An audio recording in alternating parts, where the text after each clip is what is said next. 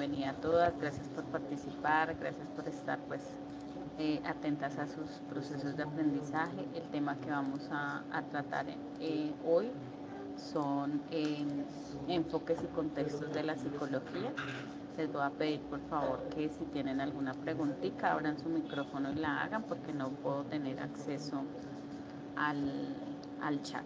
Entonces, la idea es que de este CIPAS ustedes puedan tener la claridad de la parte del cuadro comparativo donde les pide que especifiquen el contexto y de la parte de la matriz donde les pide que especifiquen el contexto y el enfoque, ¿cierto? Hay dos ítems en la matriz en el anexo 2 que les pide especificar el contexto y el enfoque. He visto en algunos aportes en el foro que cometen errores con estos dos apartados, con estos dos ítems, entonces quiero dejarles la claridad. Bueno, vamos a iniciar entonces con los enfoques de la psicología. En la psicología hay varios enfoques, pero tenemos presentes, o los que yo les voy a presentar ahorita son puntualmente los más usados, digamos que los más viejitos, ¿sí? Empezamos con el enfoque de la Gestalt. El objeto de estudio es la percepción y los procesos perceptuales. Entonces ustedes logran ver la imagen, alguien verá manchitas, alguien verá un caballito, una carita, no sé, dependiendo la percepción de cada uno. Eso es lo que trabaja la Gestalt, ¿cierto? Entonces, la postura sobre el comportamiento humano refiere la Gestalt que la percepción gobierna la conducta, quiere decir que lo que yo percibo es lo que hace que yo tenga una conducta específica y que el problema muchas veces es que la percepción de cada uno de nosotros es diferente o hasta de nosotros mismos podremos ver de manera diferente como ustedes ven en las imágenes, ¿cierto? Entonces, si estas personas que están ahí se cambiaran de lugar, pues cambian su percepción, ¿cierto? Depende de la dirección, de la ubicación y de lo que nosotros estemos percibiendo como seres individuales, ¿sí? Dentro de las intervenciones en la Gestalt encontramos el reconstruir la Gestalt o reestructurar la percepción. Entonces, ¿qué quiero decir con esto? ¿Qué es un proceso de intervención en un enfoque? Es cómo el enfoque trabaja las situaciones que se le están presentando a las personas. Como nosotros tenemos un ejercicio de un caso de un niño, ¿cierto? Si ustedes escogieran el, el enfoque de la Gestalt para trabajar su proceso de intervención o de entrevista con este niño, entonces tendrían que trabajar en los procesos de percepción. ¿Cómo ustedes lograrían mejorar la situación de Cristian a partir de la Gestalt, reestructurando la percepción? Por ejemplo, en otra intervención es algo que llamamos insight, que es una visión de sí mismo, es hacer que él vea quién es, cómo actúa, y venimos al proceso del darse cuenta, caer en cuenta de lo que estoy haciendo, ¿sí? Entonces tú harías la Gestalt, hacer que Cristian se dé cuenta que está cometiendo errores, por ejemplo, o que tiene una conducta inadecuada. Y la cuarta sería la experimentación en el aquí y el ahora. Entonces la Gestalt trabaja en que el niño se dé cuenta de lo que está haciendo y las consecuencias que tiene inmediatas en el ahora. Bueno, lo que hace ahora o aquí y lo que generan inmediatamente o como digamos en el presente. Y en el segundo, entonces, en el quinto se hace un proceso de cierre. Entonces, después de que hemos identificado la dificultad de que se le ha trabajado el proceso de percepción a Cristian, entonces se le dará un cierre, se le dará unas instrucciones a manejar. Perdonen.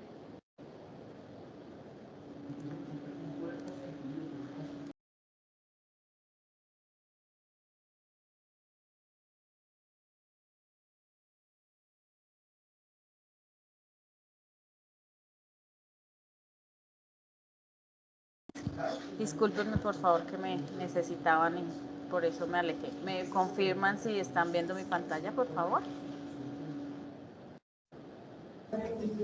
Sí, señora. El siguiente enfoque que vamos a trabajar es el psicoanálisis. Recuerden que para el ejercicio ustedes escogen un solo enfoque. No me vayan a trabajar todos los que yo les estoy contando aquí. uno solo de estos que yo les voy a contar. Entonces está el psicoanálisis, que uno de sus exponentes es Freud, que es de los que mucho hemos escuchado, ¿cierto? Él refiere que nuestras mentes guardan recuerdos y emociones, ¿sí? Y que esos recuerdos y emociones vienen trayendo unas dificultades a futuro en nuestra vida, ¿cierto? También él fue el que transformó la forma en que las personas o los seres humanos estudiábamos la mente. Entonces él fue uno de los pioneros del proceso de investigación en todos los procesos mentales, de recuerdo, de emocionalidad, de sentimientos de las personas, de esos procesos de pensamientos, de recuerdos, ¿sí? De dolores. Dentro del psicoanálisis, aparte de Freud, tenemos también a Lacan, a Horney y a Erickson, que también hablaron y han trabajado sobre psicoanálisis, para que pues ustedes puedan de pronto consultar un poquito más.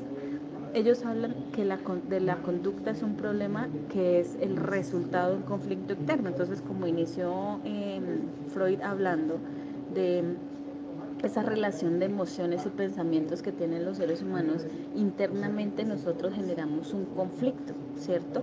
Y ese conflicto genera una conducta.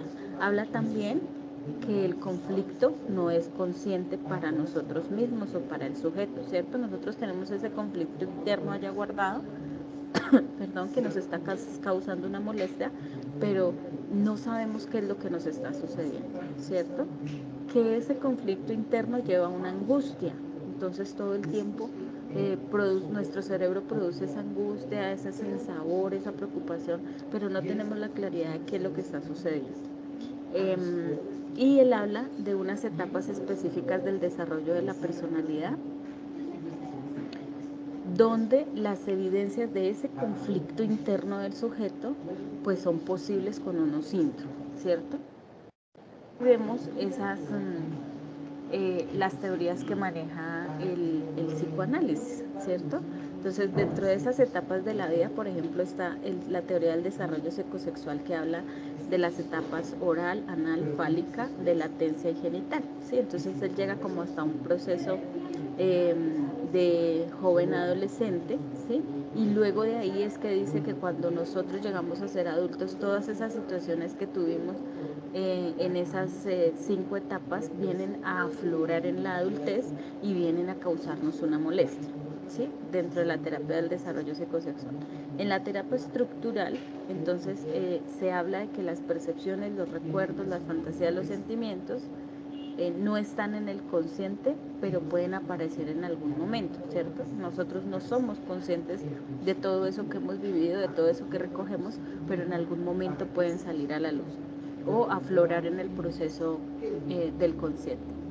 Dentro de la teoría pulsional, entonces habla de que tenemos unas pulsiones. Esa pulsión hace que nosotros nos movamos, nos movilicemos buscando esas satisfacciones básicas como la comida, el agua, ¿cierto?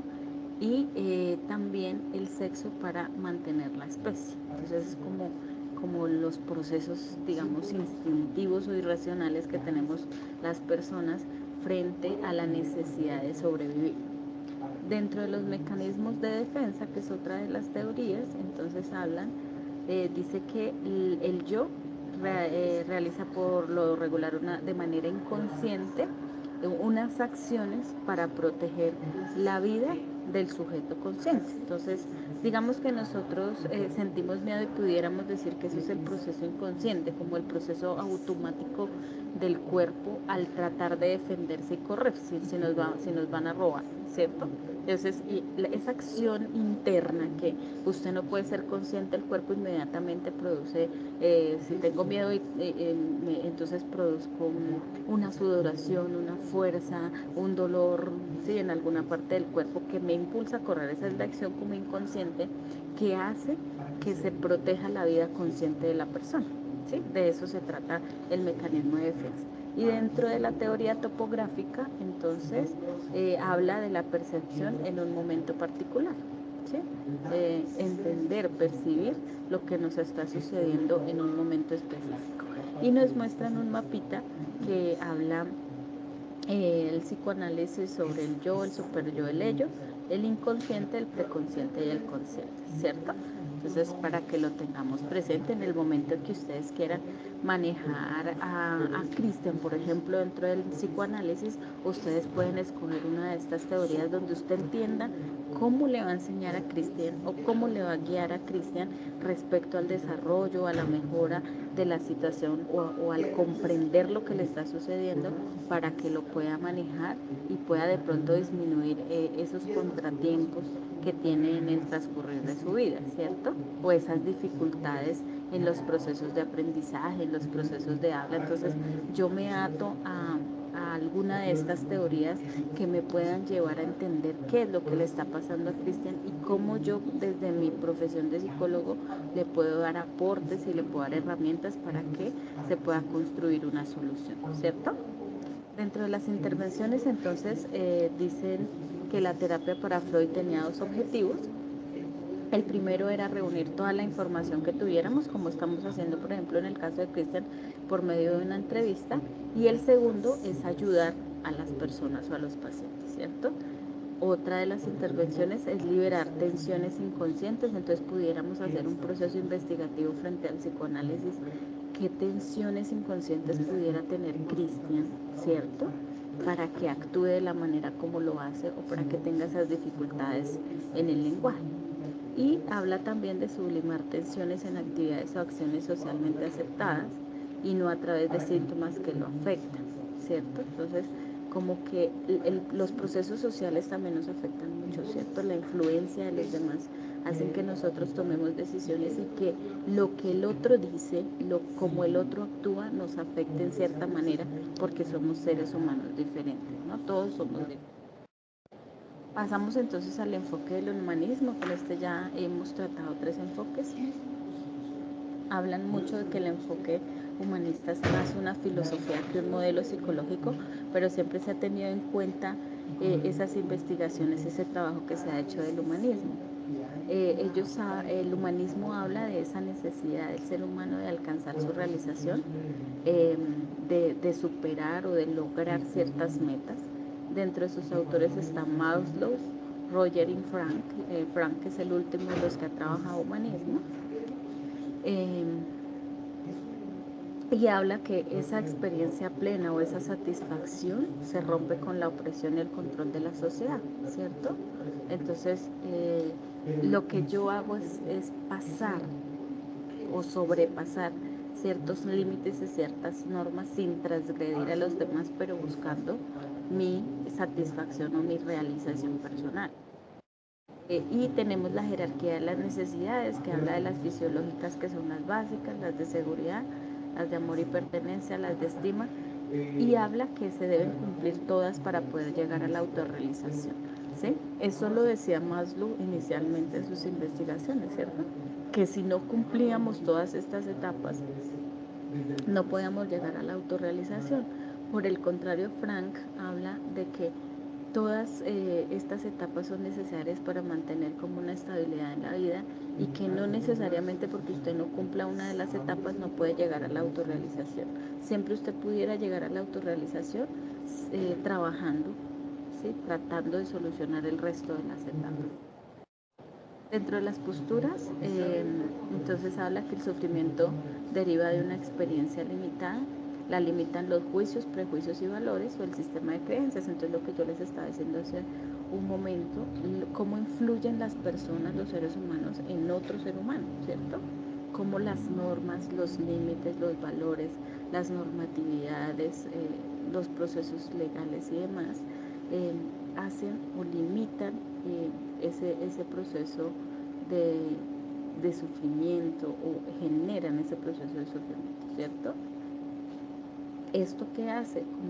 Como apretar, como minimizar, como disminuir, como afectar todos esos procesos de conductas y sentimientos propios de cada persona, ¿cierto? Y viene entonces los procesos de alienación, que es como el llegar a tener acuerdos y agarrarse a algo.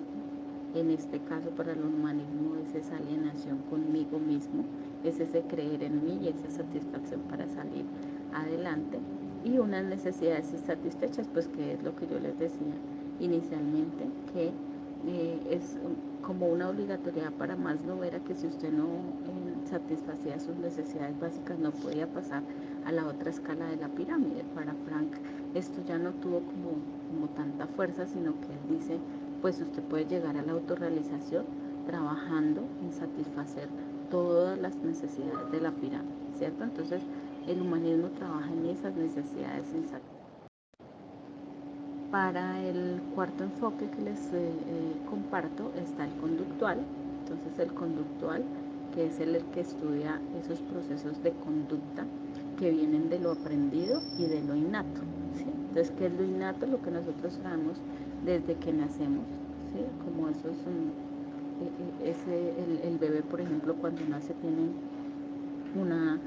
unos impulsos o esas actos, conductas de supervivencia, ¿sí? Como es los reflejos de succión para comer, el que se hace chichipopó sin tener un control de esfínteres, pues porque no tiene en ese momento el aprendizaje, el que llore para solicitar algo, ¿cierto? El que se asuste y apriete sus manitos como en una acción de supervivencia, ¿cierto? Y después de lo innato viene lo aprendido. Entonces lo que yo a partir de que estoy en el vientre de mamá voy aprendiendo y lo voy fortaleciendo en el transcurrir de mi vida. Entonces habla lo conductual, de que todas las conductas nacen en lo innato y en lo aprendido. Pudiéramos decir que el conductual va a estar muy amarrado al cognitivo, ¿cierto? Dentro del conductual tenemos tres autores, tenemos a John Watson, a Pablo y a Skinner. Ellos hablaron de condicionamiento clásico y condicionamiento operante, ¿sí? En el condicionamiento clásico, experimentado por Pablo, él hablaba de que un estímulo generaba una respuesta por medio de un proceso de aprendizaje, ¿cierto? Y en el condicionamiento operante se establece que hay un aprendizaje que genera un estímulo para ofrecer una respuesta. Este operante fue un trabajo más minucioso de Skinner, ¿no? Entonces, aquí les doy un ejemplo, o pues lo que se trabajó en experimentos, en investigaciones en el condicionamiento clásico y operante, para recordar, sí, que ustedes recuerden, me cuento un poco si ya vieron algo de enfoques. Entonces tenemos el condicionamiento clásico, que es una asociación de una respuesta involuntaria. Entonces al perrito inicialmente se le daba la comida y después, antes de la comida, se le daba un ruido con el pito y después solamente con el pito el perrito salivaba, ya no era necesario mostrarle la comida, ¿cierto? En el condicionamiento operante, entonces la ratita aprendió, ¿cierto? Que pegándole allá a la palanquita obtenía su comida, ¿sí? Entonces inicialmente se prendía una lucecita, pero ya después ella aprendió que solo con apretar la palanquita pues le ofrecían su comida. Dentro del condicionamiento operante tenemos situaciones de refuerzo y castigo.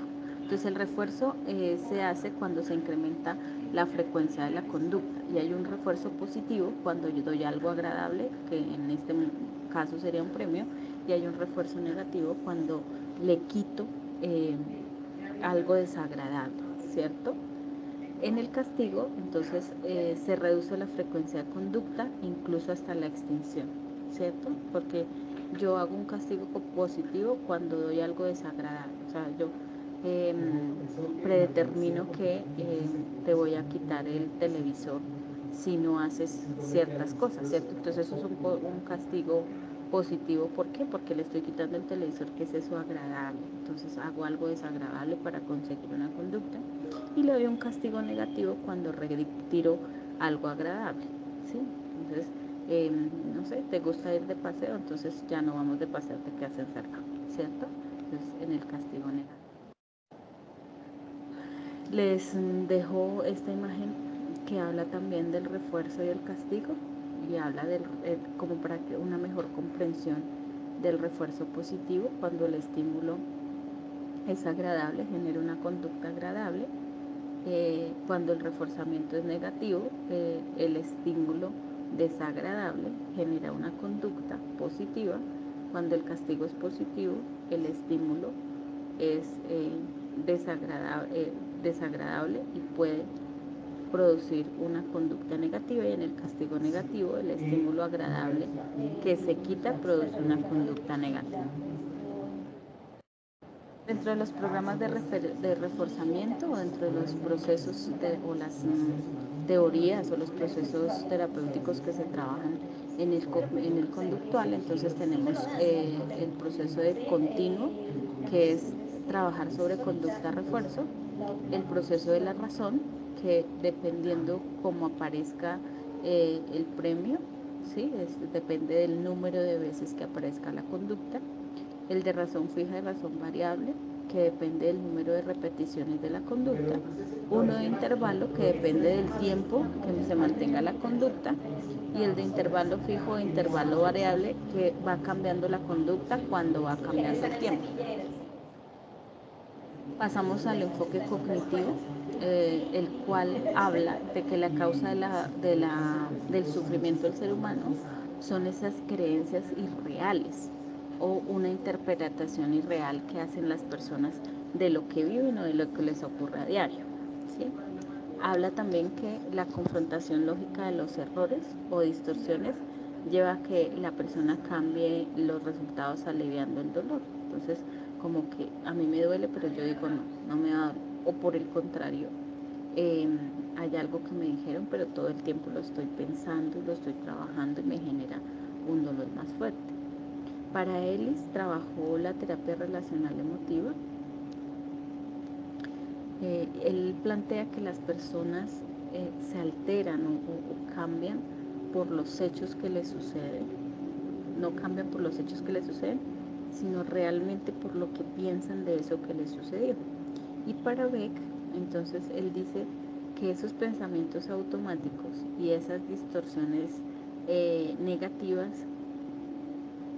requieren de erradicar pensamientos negativos, ¿cierto? Entonces yo tengo muchas ideas en mi cabeza, muchos pensamientos, algo que me está haciendo daño, y lo que trabaja la teoría para Beck, o el trabajo que hace Beck en los procesos con los seres humanos, es sacar esos pensamientos negativos para darle procesos de tranquilidad y satisfacción a las personas.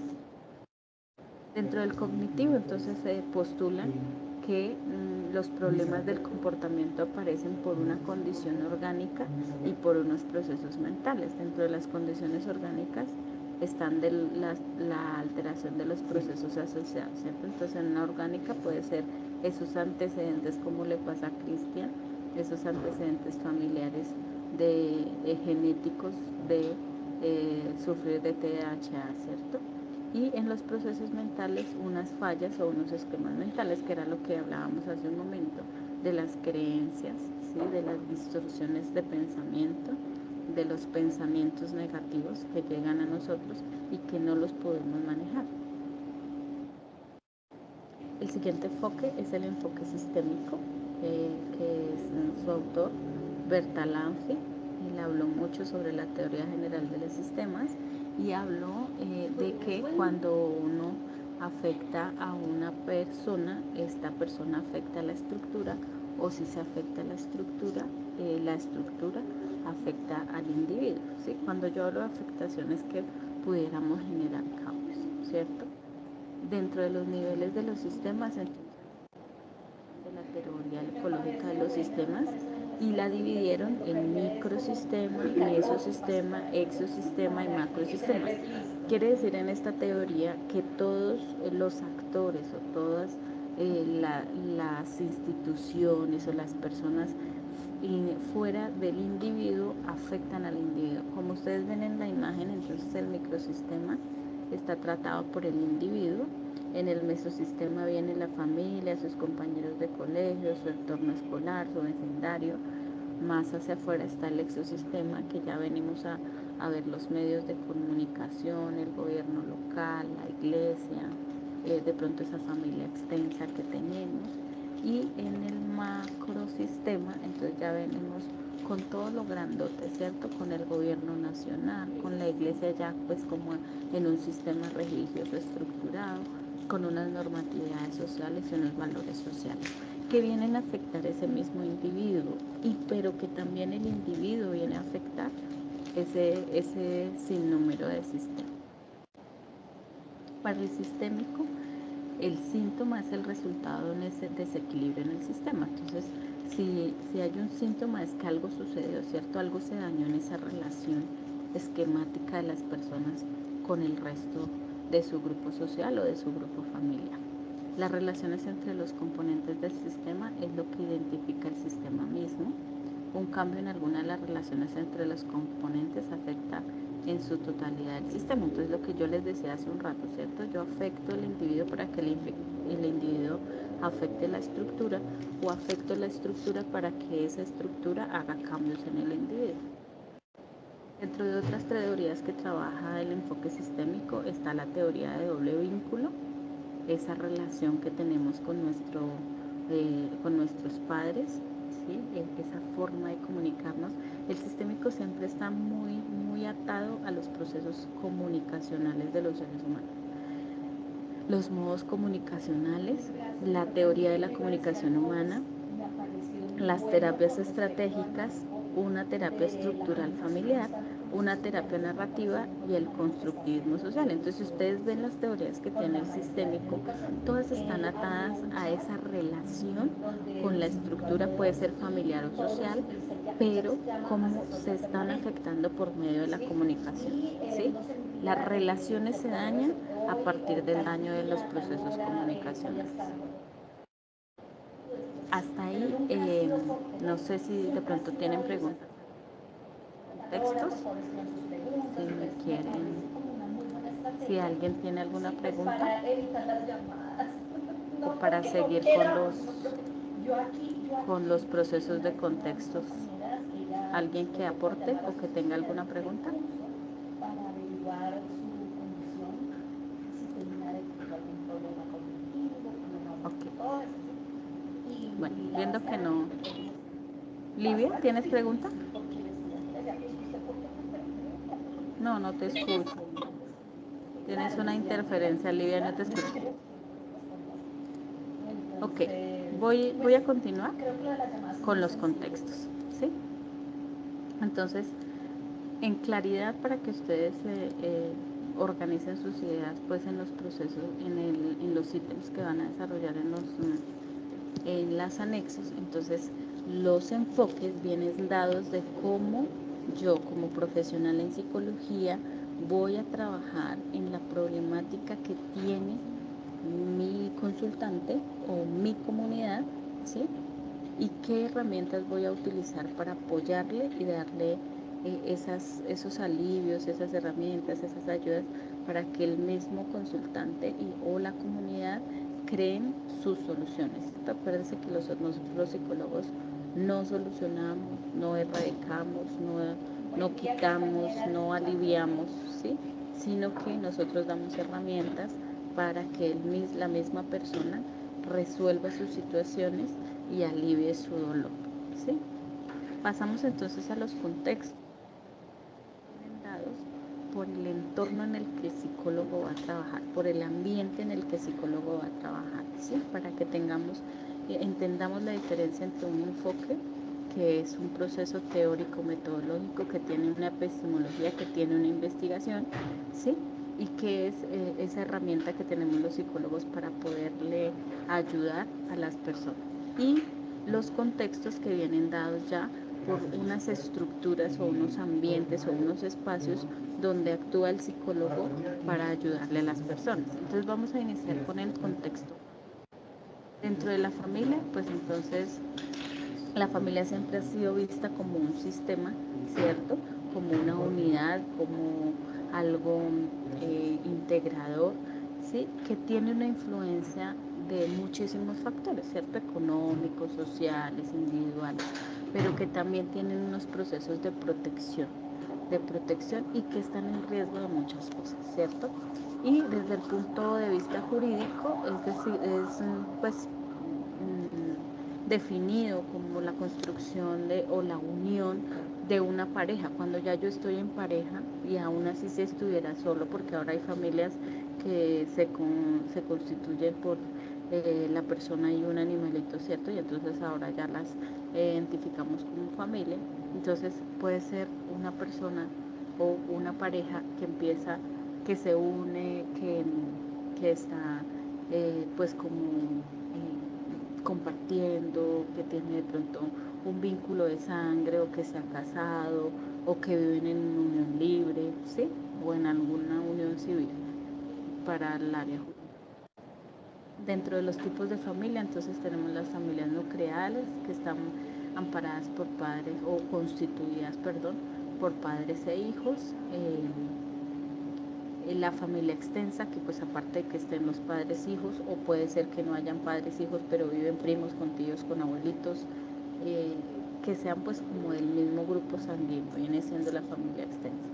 Una familia monoparental, cuando uno de los padres vive o el hijo vive con uno de los padres. Otros tipos de familia, pues conformadas de pronto por amigos, por hermanos, por, no sé, conocidos o que tengan algún tipo de unión, ¿sí? No puntualmente por matrimonio, porque ya serían entonces una familia nuclear, pero que de pronto llegan a vivir en un solo lugar, pues por un objetivo común, ¿cierto? Y la familia moderna, pues que está sufriendo muchos cambios, entonces ya se ve ese concepto de la familia moderna, de que solamente vive la pareja o lo que yo les decía, ya vienen a verse las relaciones de homosexualidad, que también vienen siendo una familia moderna, o la relación o la unión, construcción de familia con animalitos que ahora les llaman hijos. Las funciones biopsicosociales de la familia, entonces está proveer satisfacción a las necesidades biológicas del subsistema, quiere decir de los hijos, ¿cierto? Es como la matriz o el inicio de esos procesos emocionales de las relaciones interpersonales afectivas, facilita el desarrollo de la identidad individual ligada a la familia, inicia en el mantenimiento de los roles sociales, es desde la familia donde nosotros vamos dándole pautas a los niños para que tengan un adecuado desarrollo en sociedad. La familia es la que desarrolla o estimula ese proceso de aprendizaje, creatividad y transmite los valores, la ideología, la cultura, la historia a partir pues de los antecedentes de nuestra familia, ¿no? Dentro de los factores que varían, entonces está la filiación. La filiación es como esa cercanía que tenemos con uno o con el otro, ¿sí? La seguridad, qué tan seguro me siento con mi familia o con otras personas, ¿cierto? La afectividad, la formación de valores, la enseñanza de normas, los roles de los miembros, entonces si soy papá, mamá, hermano, tío, primo, el acceso a la educación formal y el grado de capacitación de los padres. Son factores que están variando constantemente. Dentro de la familia surge constantemente algo que llamamos conflicto, y nosotros como psicólogos constantemente vamos a estar trabajando cuando hacemos trabajo en el contexto familiar con resolución de conflictos, ¿sí? Que es algo que le sucede a la familia todos los días por diferentes situaciones, en diferentes niveles, y que de esa mala resolución de conflictos o de ese poco aprendizaje en resolución de conflictos vienen a generarse las violencias, ¿cierto? Y los maltratos. Y nosotros los psicólogos venimos siendo mediadores en todos los procesos familiares. Entonces, dentro de los 7 hábitos que debe tener un mediador es ser proactivo, tener un fin en mente para poder trabajar la mediación, dar prioridades, ¿cierto? Primero lo primero, pensar en ganar, como que ganamos todos, ¿cierto? Buscar primero entender y luego ser entendido, sin jerarquizar, que es construir una unidad familiar a través de las diferencias, ¿sí? Aceptar al otro y afilar la sierra, que es fortalecer el espíritu de la familia por medio de las tradiciones. Venir en esos procesos comunicacionales para que la familia sea una sinergia, una estructura bien. ¿Qué es la mediación familiar? Entonces, pues es un servicio que se ofrece a pareja, ¿cierto? Que nosotros venimos siendo, esa tercera persona viene siendo quien es el mediador para reorganizar o mejorar o identificar esos procesos de insatisfacción en los procesos familiares, y que pues esta tercera persona viene siendo el que guíe para poder recuperar o llegar a acuerdos que generen esa satisfacción.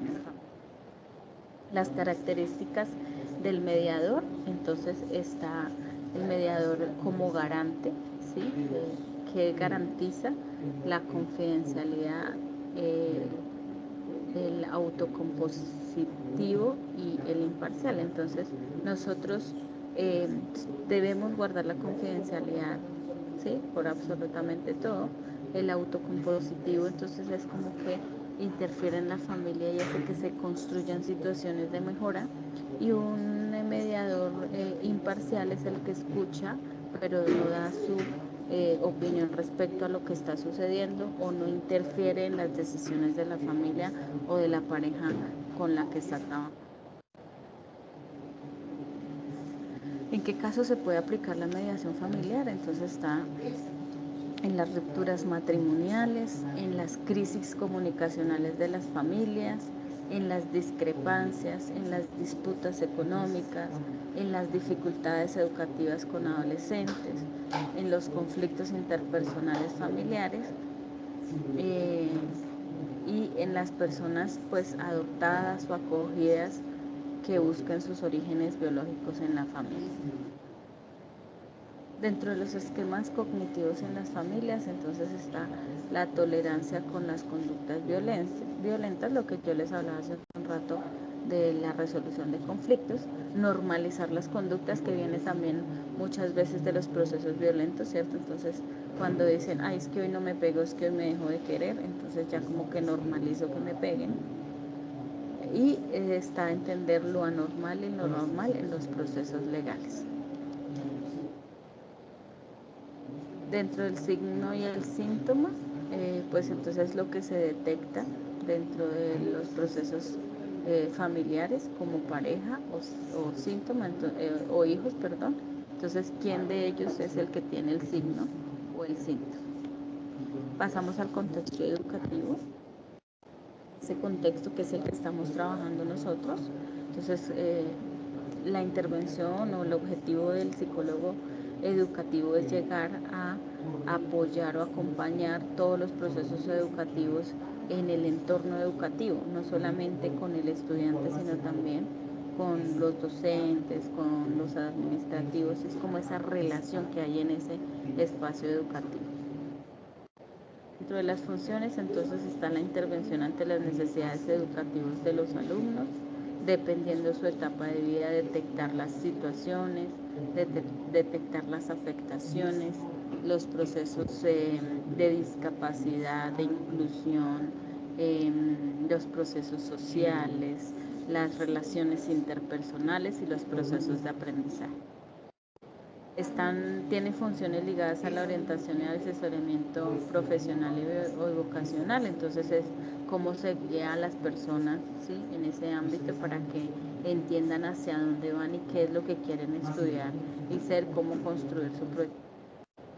Dentro de las funciones preventivas, pues está identificar de pronto situaciones que estén sucediendo y trabajar en prevenir que, por ejemplo, se haya consumo de sustancias, que haya ideaciones suicidas, violencia escolar. Entonces, en esas funciones preventivas yo hago un proceso psicoeducativo a toda la comunidad educativa para que aprendan de ciertas situaciones y no se lleguen a presentar o no llegue a suceder. Intervención en la mejora del acto educativo. Entonces tenemos esas funciones ligadas a la intervención individual y grupal, ¿cierto? No solo de los alumnos, ¿cierto?, sino de los estudiantes y de todos los docentes, de todo el acto educativo, administrativo y demás, en la relación entre estudiantes docentes, entre docentes, ¿sí?, que todo sea como formación y asesoramiento familiar, pues en caso de que tengamos alguna situación, ¿cierto?, pues yo llego a trabajar inicialmente con el niño en el contexto, pero luego tengo que pedir apoyo de su familia y también con la familia hacemos procesos de prevención, ¿cierto? De psicoeducación. Intervención socioeducativa, pues nosotros llegamos a identificar o analizar todas las realidades del contexto educativo teniendo en cuenta esos factores biopsicosocioculturales. Eh, y pues trabajamos mucho en la prevención a nivel social, ¿cierto? Entonces el acto educativo no es solamente el que está dentro del establecimiento educativo, sino también las personas que confluyen o que están aledañas al contexto educativo, como por ejemplo si tenemos vendedores ambulantes, si tenemos tiendas, si tenemos vecindario en el contexto, en el entorno educativo. Pasamos al contexto comunitario. Entonces, el psicólogo comunitario es el que se encarga de evaluar esas situaciones de vulnerabilidad en las comunidades, ¿sí? Es el que crea, organiza o diseña programas para llegar a la comunidad, ¿sí? Y para ayudar, pues, o acompañar a esas personas menos favorecidas. El psicólogo comunitario es el que ayuda a crear políticas públicas que mejoren esas relaciones en la comunidad. Es el encargado de la transformación social, de espacios saludables. En la comunidad también nosotros hacemos mucha prevención, ¿cierto? Nosotros los hacemos intervención, hacemos acompañamientos, hacemos pues como una reorganización de ciertas situaciones y apoyamos muchas políticas públicas a nivel social comunitario. Entonces el psicólogo jurídico pues es el que está en el rol de todas esas funciones de los juzgados y de los tribunales. Dentro de las funciones está hacer evaluación y diagnóstico de los actores jurídicos, hacer asesoramiento a los expertos judiciales, estar a hacer intervención en los programas o tratamientos o rehabilitaciones de los actores jurídicos. Hablamos a nivel individual de las víctimas y los agresores, por ejemplo. Su función también es hacer formación y educación respecto a todos los procesos psicológicos a los jueces, fiscales, policías, abogados y demás que estén dentro de esos procesos judiciales, hacer campañas de prevención social ante la criminalidad.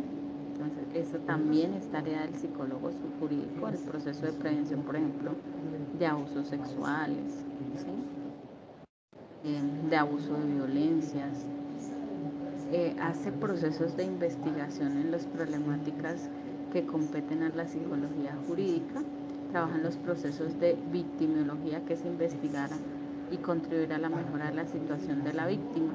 Es como que el que investiga más allá de qué fue lo que le pasó, tiene también una función de mediador de algunos conflictos jurídicos, negociaciones, lo que lleva a que evitemos o disminuyamos o prevengamos ese daño emocional o social que se pueda presentar con las situaciones que llegan a los procesos judiciales. Y dentro de la psicología aplicada a los tribunales está la forense, es la misma aplicada a los tribunales, es la psicología forense, que habla de un peritaje psicológico, ¿sí? Ya puntualmente en la psicología jurídica y del menor y en la protección de menores. Dentro del contexto organizacional encontramos un psicólogo que tiene la función de evaluar, monitorear y supervisar el comportamiento de los trabajadores, ¿cierto? Es el encargado de centrarse en ese desarrollo, en esa motivación del capital humano, de que el empleado se sienta satisfecho en el lugar donde trabaja y con lo que está desempeñando. Pero no solo el psicólogo organizacional está del lado del empleado, sino que también tiene que estar del lado del empresario, ¿cierto? O de la empresa, ¿sí? Es como la parte bisagra entre la empresa y el empleado, pero que genera una satisfacción al uno y al otro. Dentro de los objetivos entonces está en las tareas es hacer un apoyo psicológico individual a las personas que integran la organización o la empresa. Es el encargado de hacer y organizar y dirigir todas esas actividades humanas dentro de la relación de la empresa. Entonces es que la motivación, que la mejora del clima laboral, que la mejora de la cultura laboral, que ese desarrollo de sus procesos físicos, la prevención de enfermedades, bueno, sí, es como también una función de prevención frente a algunas situaciones que se le puedan presentar. Aplicación de tratamientos psicológicos, formando, pues, mejorando esos desarrollos de habilidades cognitivas y conductuales en la resolución de conflictos y en el clima laboral, como les decía hace un rato. Diagnosticar el clima y la cultura laboral, asesorar el comité de la organización, lo que les decía, no solamente estar del lado del empleado, sino también del empleador. Implementar planes de eficiencia para mejorar la productividad, disminuir las fatigas cuando los accidentes y las enfermedades ocupacionales. Es el encargado también de garantizar el bienestar, la seguridad y la salud de las personas que trabajan en la organización, de diseñar programas de promoción y de desarrollo de los empleados y el diagnóstico del clima laboral. Es el CIPAS. Yo espero pues que si tienen preguntas o si quieren conversar de algo, por favor las escucho. Las escucho porque estamos solo mujeres. Si de pronto no pueden abrir su micrófono, yo estoy atenta al chat. Si de pronto alguien quiere dar su opinión. Digamos, en la matriz que debemos diligenciar, en el enfoque para abordar el caso como tal, pues tenemos que hacer como una parte individual, ¿cierto?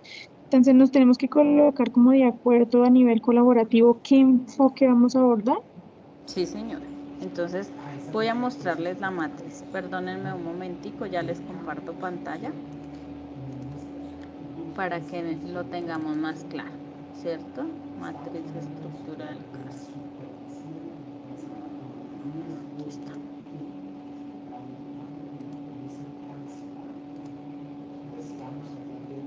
Ok, entonces aquí está la matriz, ¿sí?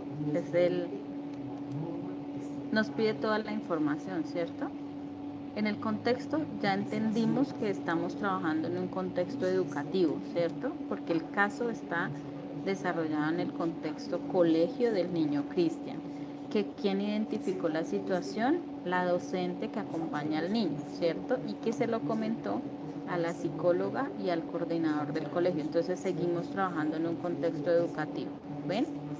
Para el enfoque, ¿sí?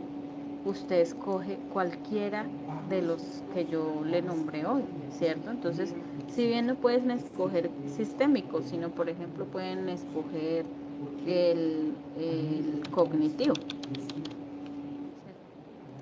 Pero este enfoque, que fue los primeros que yo les comenté hoy, eso lo deben hacer de manera colaborativa. Tienen que ponerse de acuerdo para que se entienda cómo desde el enfoque usted le va a ayudar a Cristi.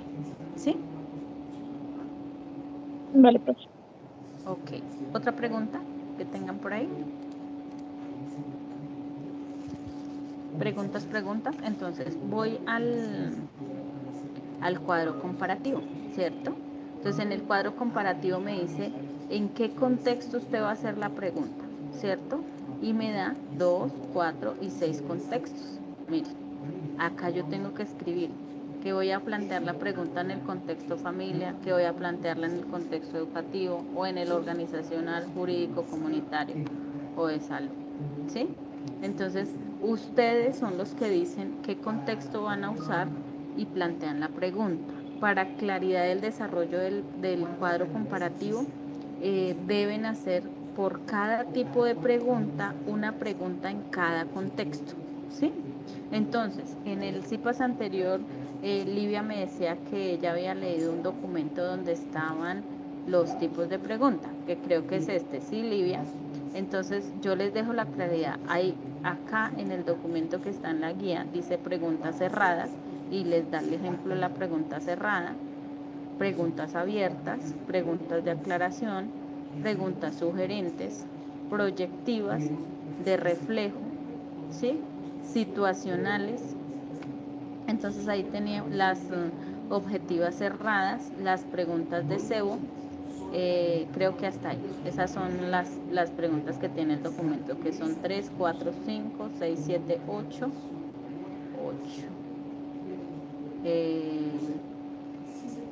9,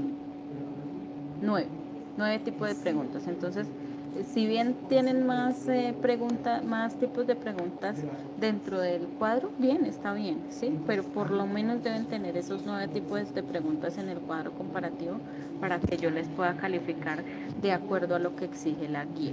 Bueno. Y entonces para el tercer anexo, ¿cierto? Que es el cuestionario, yo digo que estoy en contexto educativo y aquí es donde tengo que empezar a formular mis preguntas a partir del enfoque, ¿cierto? Si yo voy a escoger un enfoque sistémico, ¿cierto? Yo me devuelvo por acá y entonces el sistémico, por ejemplo, dice que la relación familiar, que bueno, que la comunicación, entonces yo tengo que basarme en esto que dice el sistémico para poder construir mis preguntas, ¿sí? Para identificar a partir del sistémico qué es lo que le está pasando a Cristian, o si por lo demás, por lo contrario, yo voy a hacer un enfoque conductual. Entonces yo digo, ¿qué es lo que sucede? Es que tiene un estímulo que le genera que se comporte de esa manera. ¿Cómo lo va a hacer el enfoque cognitivo para hacer las preguntas que me lleven a identificar o a entender qué es lo que le pasa a Cristian y a que yo le pueda ayudar por medio del enfoque cognitivo? ¿Sí? Me hice entender, chicas. El enfoque, Livia, sí, el enfoque cognitivo-conductual lo puedes usar siempre y cuando tú tengas la claridad de cómo esos dos enfoques se entrelazan y trabajan y cómo tú harías, plantearías las preguntas recogiendo la información tanto de la conducta como de la cognición o del aprendizaje, ¿sí? O el lenguaje y demás que vienen todos los procesos cognitivos básicos y superiores a trabajar en ese cognitivo, pero sí está bien, es válido que lo puedas trabajar como cognitivo conductual. ¿Alguien más que tenga preguntas?